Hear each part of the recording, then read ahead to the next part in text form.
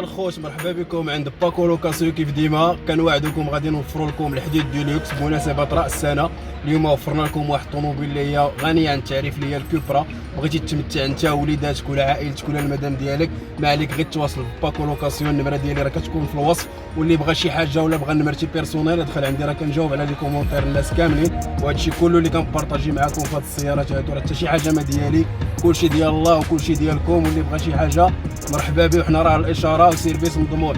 باغي تنزل في المطار ولا في اي اتجاه بغيتي راني غادي نكون عندك في الموعد ديالك وبدقه وبجوده عاليه. غادي نخليكم مع الاخ حميد المصمم، غادي يبارطاجي معكم هذه السياره الكوبرا، غيوريها لكم ويوريكم كاع المسائل اللي فيها وعلاش كتوفر. تفضل السي حميد.